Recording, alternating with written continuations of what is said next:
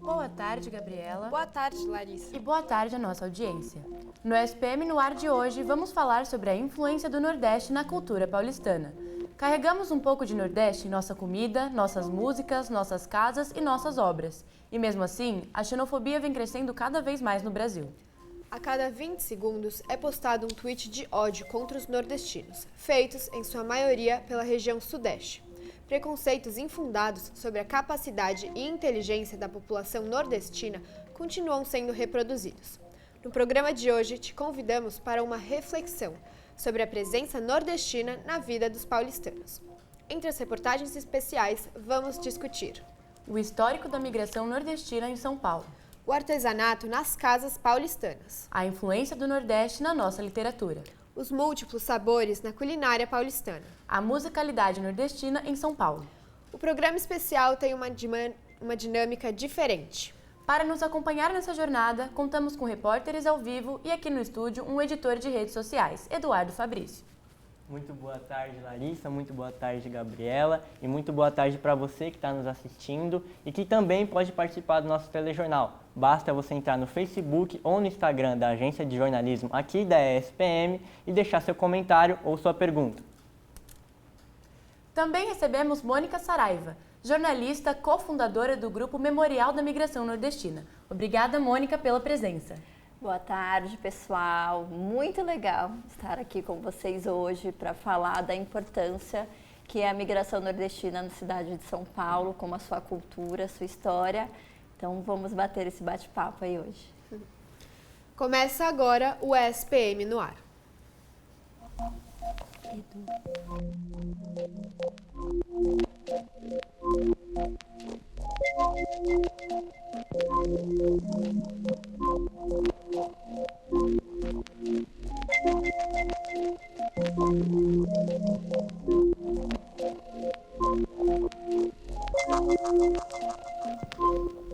Bom, para começar, a gente já vai conversar com a nossa especialista no assunto.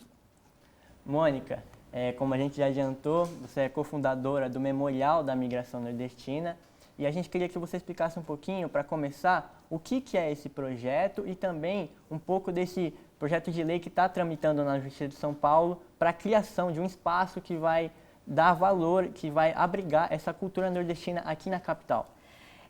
Bom, o Memorial da Migração Nordestina surge de um sonho, junto com o Chico, que é meu parceiro. Ele é lá de Quixeló, de uma cidade do interior do Ceará, e ele mora aqui em São Paulo há alguns anos e trabalha na Prefeitura de São Paulo como Relações Internacionais. Então, a gente se conhece no Memorial da América Latina, em 2018, e a gente tem essa conexão de falar do Nordeste. Os meus pais, minha mãe e meu pai, é do Ceará, de uma cidade de Pereiro, é uma cidade aí muito conhecida pelo cantor Falcão. Então a gente descobre essa conexão para a gente trazer essas memórias e histórias que fazem parte da cidade de São Paulo. E aí foi a partir daí que a gente foi estudando, fizemos um grupo no WhatsApp com vários artistas, cantores, para falar dessa migração e hoje a gente tem um Instagram para contar um pouco dessa história. Hoje já saiu a PL, que é 866/2021, pela vereadora Eli Teruel, então já foi aprovado nessas instâncias e agora a gente aguarda o ano de 2023 para ver os próximos passos, para que a gente aconteça e trazer esse memorial de uma maneira física. Então, para trazer essas memórias, para contar essas histórias, a cidade de São Paulo é o estado mais nordestino fora dos estados nordestinos. Tem muita história aqui para contar, muita história dessas pessoas que trabalham em vários espaços, que moram nas periferias de São Paulo e que têm a sua arte, sua cultura. Então, a gente quer fazer esse resgate e trazer de uma forma física para que todas as pessoas, filhos e filhas desses nordestinos, conheçam essa história também. Isso aí, então, a gente aguarda com muita ansiedade esse projeto da continuidade. E vamos começar o nosso jornal também trazendo um pouquinho, valorizando essa cultura tão presente aqui na nossa capital. Eu volto com vocês, meninas. A cidade de São Paulo recebe nordestinos há décadas. Mas até que ponto a cultura do Nordeste está presente no nosso dia a dia? Considerada a capital mais nordestina fora do Nordeste, São Paulo tem milhões de moradores que vieram da região. Nas ruas, nos bairros, exposições e restaurantes, o Nordeste se faz presente. Mas afinal, onde começa essa história? Tudo começa aqui, na rodoviária Tietê, na zona norte de São Paulo. São cerca de 1.800 ônibus por dia que levam e trazem pessoas em busca da chance perfeita de prosperar, mesmo longe de suas casas. E não é de hoje que este movimento acontece. Desde o começo da imigração, em 1930 até hoje, cerca de 5 milhões de nordestinos vieram para São Paulo. O pico da imigração aconteceu em 1947. O Nordeste vivia uma forte seca, acompanhada da fome e desemprego. Já o Sudeste vivia uma industrialização e um crescimento intenso. Eu vim do Nordeste, do interior de Pernambuco, e há mais de 30 anos atrás, lá as condições naquela época não era favorável, assim, boa até para alimento mesmo, para a gente, passava dificuldades lá, Meu pai sempre foi funcionário da prefeitura lá, hoje em dia ele é aposentado, mas naquela época ele ganhava pouco e a gente sempre passava dificuldades, Não tinha trabalho. Aí eu vim para São Paulo com o intuito de arrumar trabalho e fazer minha vida. Chegando aqui, os nordestinos encontraram emprego, mas também o preconceito. Por que os nordestinos são conhecidos em São Paulo até hoje como baianos?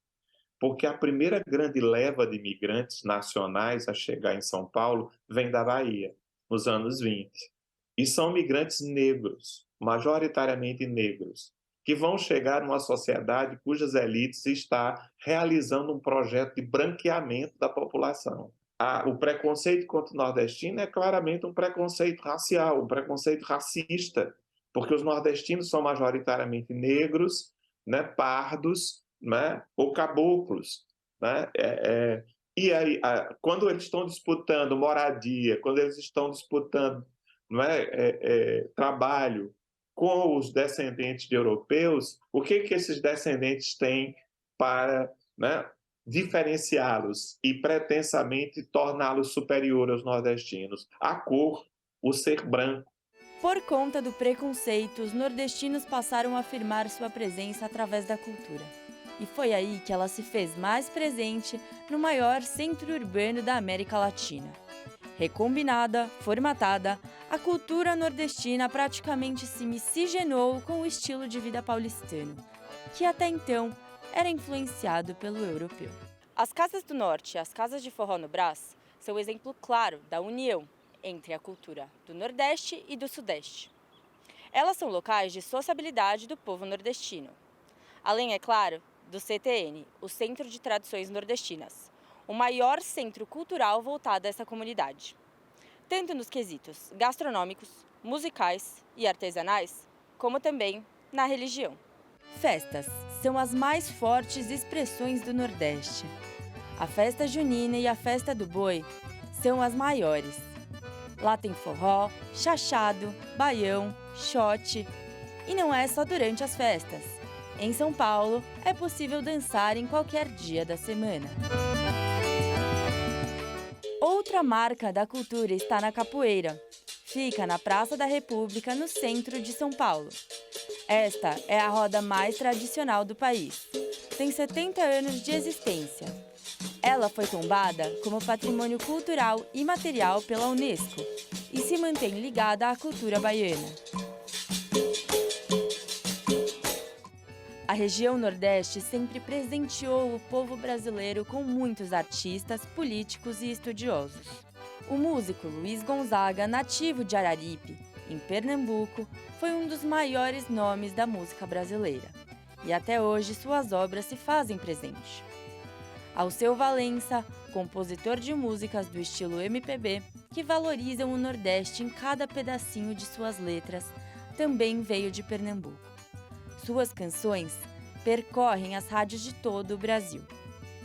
Na política, podemos citar Ciro Gomes e o presidente Luiz Inácio Lula da Silva, dois grandes nomes com feitos notáveis pelo país.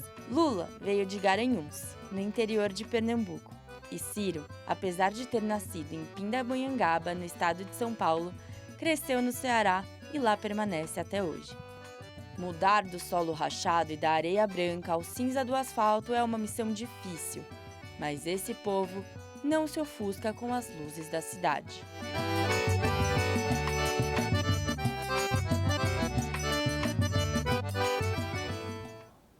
Bom, Mônica, como a gente viu na nossa reportagem, muito dessa influência da cultura nordestina aqui na cidade de São Paulo vem dessa busca por oportunidades. Mas por mais que eles tenham encontrado emprego ao chegar aqui, muitas vezes eles não encontraram essas condições necessárias para se desenvolver verdadeiramente. Gostaria que você comentasse um pouco sobre esse meio que eles encontraram para procurar oportunidades aqui em São Paulo, né? Como que foi essa migração e também se essas condições que eles tiveram para chegar aqui em São Paulo podem ser uma das coisas que influencia nesse preconceito que o nordestino acaba sofrendo hoje aqui em São Paulo. Obrigado. Parabéns pelo VT. Eu vi ali o professor Durval, é um grande professor paraibano que a gente teve a honra de conversar justamente com ele essas questões. Quando a gente pensa a migração de pessoas de estados do Nordeste para São Paulo, acho que são várias concepções, né? Eu vou dar um pouco o exemplo que está na minha raiz, dentro da minha família, né? A minha família toda é do Nordeste do Ceará. Vieram aqui para a cidade de São Paulo na década de 80 e 90, em busca de melhores condições de vida e de oportunidades. E a minha mãe, vou até tentar não me emocionar muito, a minha mãe, quando ela vem na década de 80, com 17 anos, ela trabalha de sacoleira. E o meu pai também. Então, era uma tradição muito grande ali de pessoas vendendo roupas na rua com seus carrinhos. E ali se acredita por melhores condições de vida. E minha mãe tinha aquela vida porque ela acreditava que poderia ganhar dinheiro na cidade de São Paulo para investir na educação dos seus filhos, que sou eu e meu irmão. Então ali foi uma longa jornada, porque minha mãe só estudou até a 4ª série e o meu pai até a 5ª série. E aí viraram comerciantes, mas com muito trabalho e muito suor constituíram comércios de roupa. E aí sim conseguiram investir numa educação que eles não tiveram.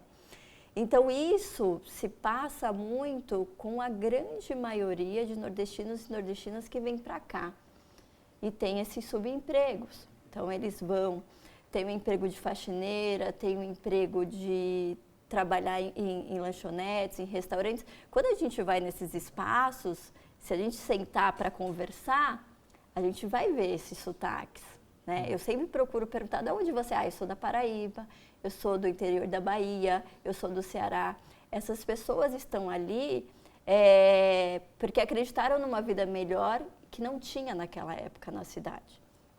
Hoje o Nordeste já tem maiores possibilidades e universidades, inclusive em várias regiões, inclusive no Ceará há índice de universidades que ganham muitos prêmios aí a nível Brasil e internacional. Então hoje a gente tem essa mudança. Mas voltando um pouco para a sua questão, é um pouco isso, né?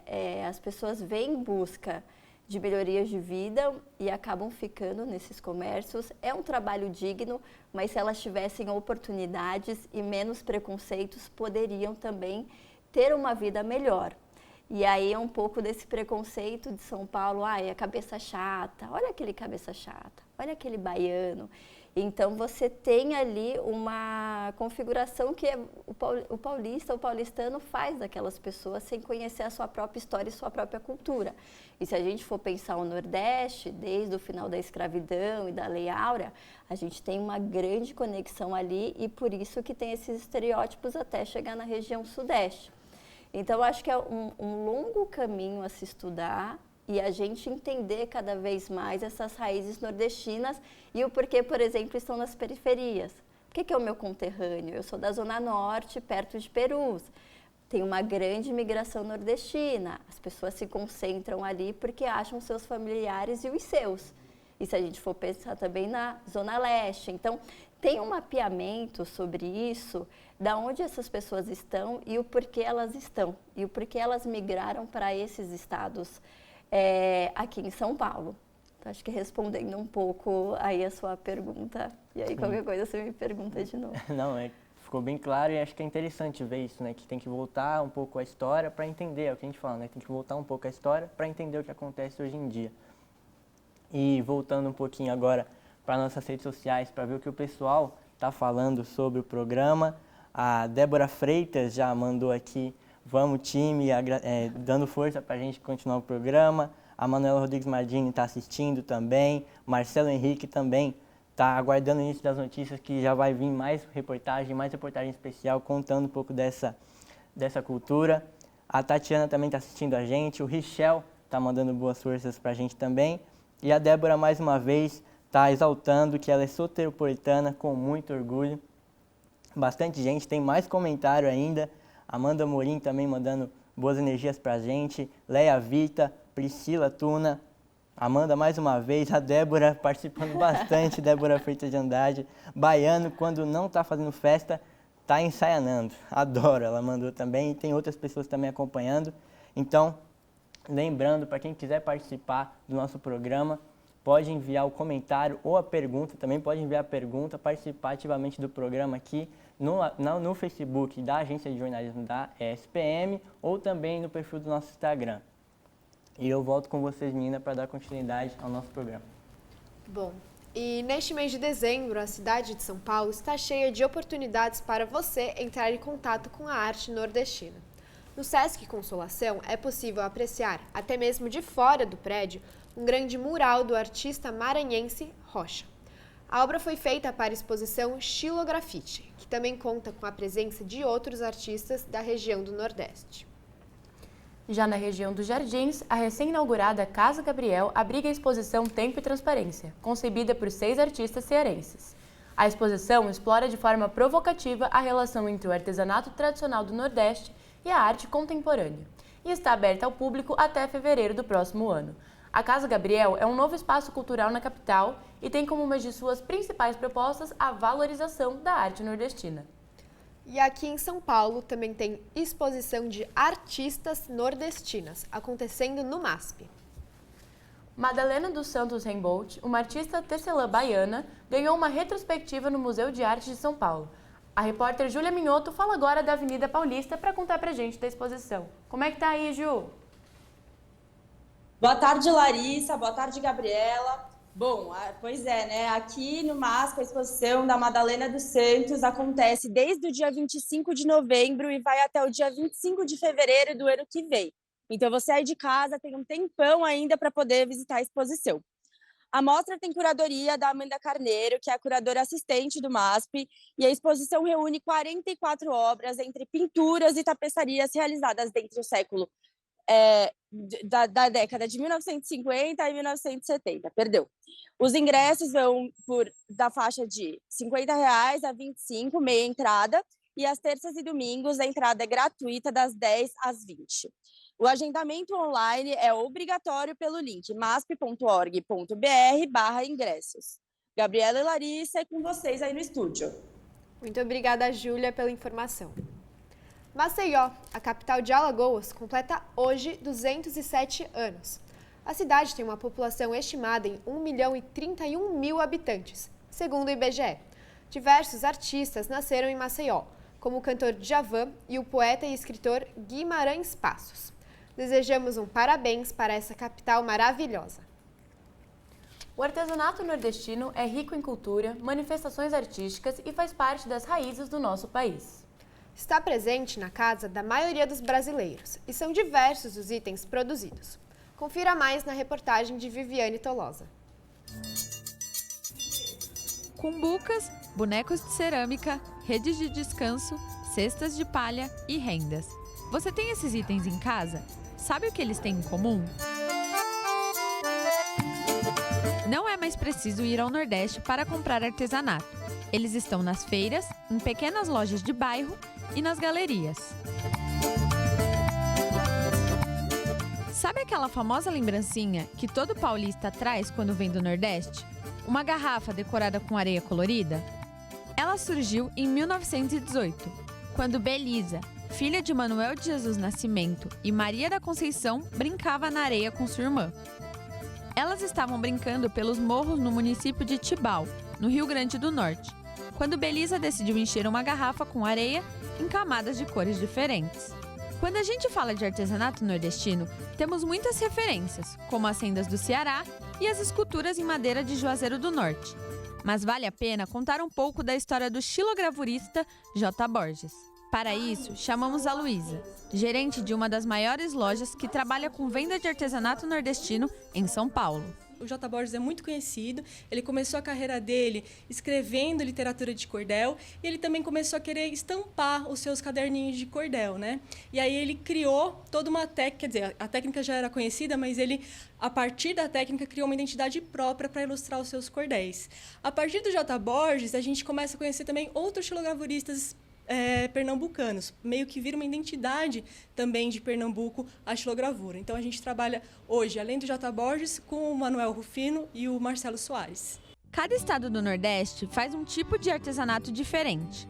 Alagoas e Maranhão se destacam por objetos de palha, enquanto o Ceará tem as rendas como protagonistas. Pernambuco e Piauí são as cerâmicas. As produções feitas com tecidos são os destaques da Paraíba e Sergipe. Ao passo que, no Rio Grande do Norte, as famosas artes com areia em vidro são as protagonistas do estado. E a Bahia é famosa pelos itens feitos de barro. O Centro de Tradições Nordestinas é um dos principais locais em São Paulo para encontrar elementos da cultura do Nordeste. Além da gastronomia e da música, há uma feira de artesanato presente no local. José Carlos Melo trabalha no Centro de Tradições Nordestinas há mais de 10 anos. Ele e a esposa Sônia são artesãos e vendem o típico artesanato nordestino feito em madeira no local. Qual é a importância dos objetos de origem nordestina? Preservar a cultura nordestina, que não deve morrer nunca. Belos artistas. A cultura nordestina é rica demais, então tem que ser preservada. Uma de suas obras mais importantes é um quadro que retrata a vida da mulher no Nordeste. José descreveu a mensagem que o quadro quer passar. A vida da mulher nordestina. O trabalho, a trouxa de roupa, buscar água, os filhos, elas grávidas, o sertão. E o mais importante de tudo, sem o rosto, sem a identidade. O Ponto Solidário é uma associação sem fins lucrativos que busca comercializar artesanatos brasileiros. Surgiu em 2002, fundado pela Paula Fisch, Idália de Almeida e Odile Saruê. E hoje representa mais de 300 comunidades brasileiras. Aqui você pode encontrar objetos feitos por artesãos nordestinos. O artesanato nordestino ele é muito rico, muito plural, né? Então, quando a gente vê nos objetos produzidos pelas comunidades uma herança, né, uma ancestralidade, a gente traz essa importância também para a nossa história, para o mundo que a gente vive hoje. Em bairros mais nobres de São Paulo, também é possível encontrar esse tipo de artesanato. É o caso da Galeria de Arte Brasileira, localizada na Alameda Lorena, que mantém peças únicas do Brasil inteiro. As cerâmicas, xilogravuras e rendas são itens do Nordeste que podem ser encontrados na loja. Não podemos só pensar na valorização da arte, mas também naqueles que fazem ela. O contato com o artesão transforma um item não só em um objeto para venda, mas em um artesanato que carrega consigo a cultura de um país. Hoje, com essa coisa digital tão forte que tem, o artesanato, se não der valor para ele, ele vai se perder. Já se perdeu muita coisa com a modernização. Então, acho que o valor está aí, é uma coisa feita à mão, única, né? Que tem essa energia humana mesmo. Muita coisa representa o Nordeste, principalmente o artesanato.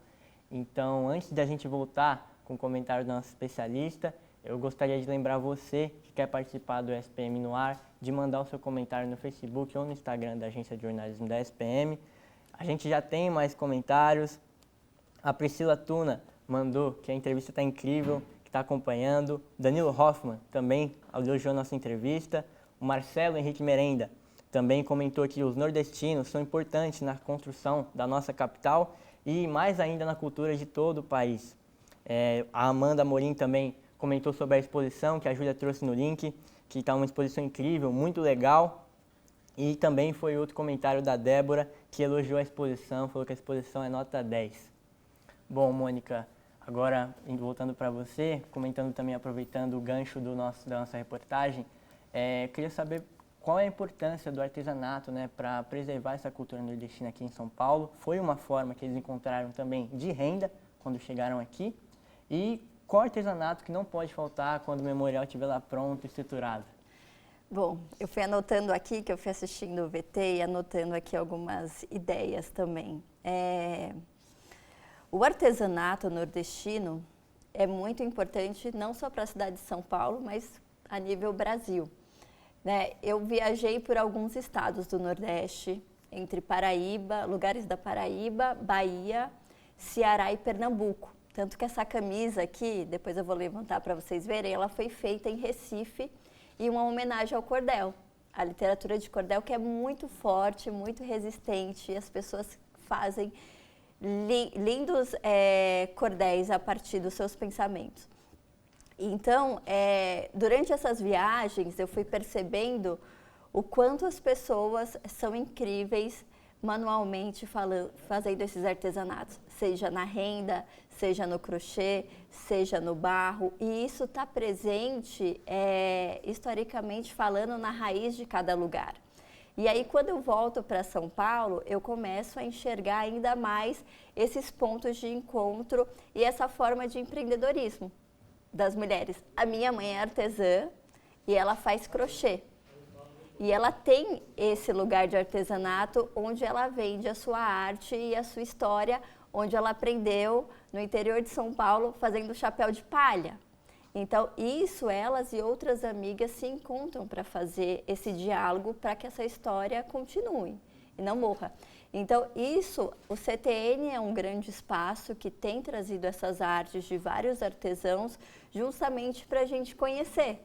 Né? Da onde que é esse quadro, da onde que é essa pintura, para que a gente tenha essa memória afetiva. Né? Tem uma historiadora que eu conversei, que está no meu curta-metragem que eu te mandei, sobre os lugares do Nordeste, que ela fala que nosso presente está cheio de passado. Está cheio das presenças dos ancestrais, das culturas corporais. Então, eu acho que é isso. O artesanato, ele traz para a gente, que somos pessoas mais novas, que têm ali 20, 30 anos, para que a gente conheça esse passado, para que a gente conheça essa arte que está em São Paulo e que é tão importante para a nossa história. Sim, e acho que é importante também isso de materializar a cultura, né? Tornar material, poder tocar e ver que aquilo ali foi feito pelos ancestrais nordestinos, que aquilo ali é a cultura nordestina, e poder tocar a cultura. Exatamente. Então, assim, o tapete que está na sua casa, quem fez, de onde que é esse crochê, essa panela de barro e esse quadro. Então, tudo tem um porquê e tudo vem da onde. E aí, quando você fala do Memorial da Migração Nordestina, né, nosso sonho é que tenha presente nas paredes justamente esses artesanatos locais. Da onde que vem?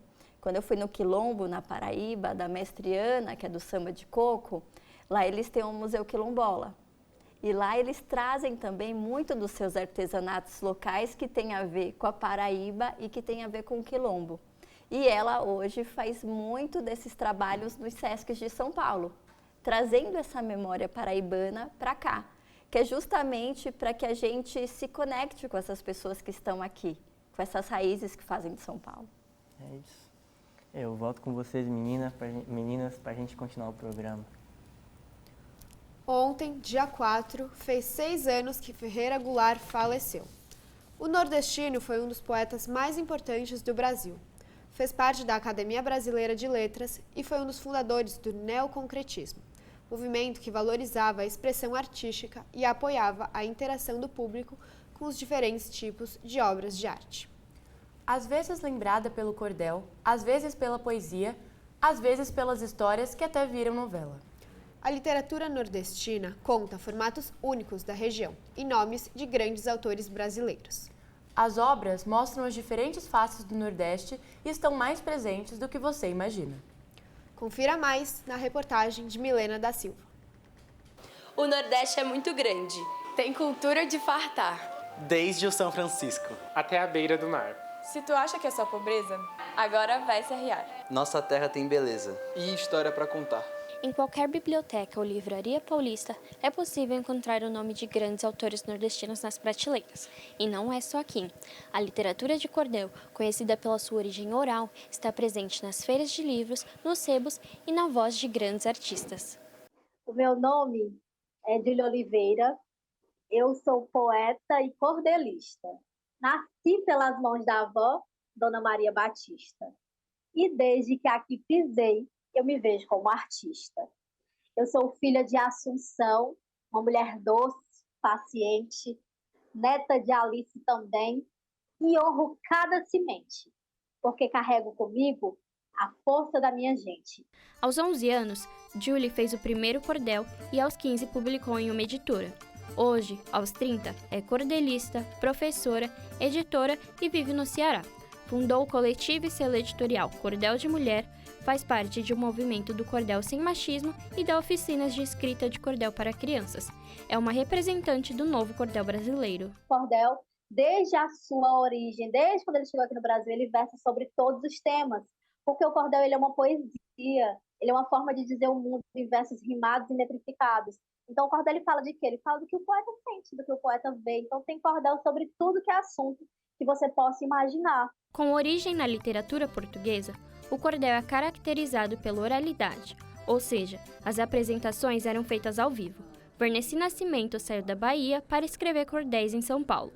Hoje, as mais de 300 obras de cordel podem ser encontradas nas livrarias. A minha obra é uma voz pujante, potente e penetrante, é poética e política, contra a toda espécie de opressão, de preconceito, de misoginia, de racismo. É contra tudo isso que eu escrevo. Essa luta política marcou a literatura nordestina em outros momentos. O modernismo foi o berço de obras que fazem parte da nossa formação e das nossas raízes, até mesmo das raízes paulistanas. Eu acredito que, para se pensar nas raízes, né, do paulistano, também se fala em Nordeste, em construção nordestina, em legado cultural. Então, para a literatura, se a gente for pensar em termos mesmo de academicamente falando, nós temos a questão de uma influência, de um olhar mais social voltado para essa literatura a partir do pré-modernismo. Então, a gente está falando aí mais ou menos do início do século XX. Foi nessa época que o Brasil começou a olhar para si e valorizar a própria cultura. O movimento foi impulsionado com obras como os romances de Jorge Amado, as poesias de João Cabral de Melo Neto e as dramaturgias de Ariano Suassuna. Hoje, a literatura nordestina contemporânea traz obras que ressignificam pautas sociais. É o caso de Tortarado, de Itamar Vieira Júnior, que foi o livro de ficção mais vendido no ano de 2021 no Brasil. A história chama a atenção do público jovem pela sua relação com o racismo. Então, a importância da literatura nordestina, né, para os jovens é uma questão de representatividade, né? Valorizar a questão cultural nordestina, porque no país existe uma certa discriminação entre os povos, entre o povo, né, para o povo nordestino em si, né? Saber que lá não é apenas uma terra de secas e pobreza, saber que de lá saem grandes artistas, grandes autores e escritores, né, que contribuem para a nossa sociedade. A literatura nordestina é também marcada pela convergência de diferentes formatos. É nas páginas de um livro sobre o folclore brasileiro que a peça A Futura Rainha mergulha e transforma a prosa em poesia. E a gente falou que a gente gostaria de ter essa linguagem de rima e do cordel. Primeiro porque ela dialoga tanto com o Nordeste quanto com São Paulo. A ideia de trazer nesse formato de cordel, só que falado, vinha um pouco disso, de desmistificar esse Nordeste, porque os cordéis tradicionalmente são histórias felizes, alegres, ou ainda que não sejam felizes, elas dizem respeito a muitos Nordestes e não a um só. Mais velha e bela, mais teimosa e corajosa, preferia mais os bichos do que a gente pegajosa, que tinha muito amado o seu cavalo alazão. Alazão!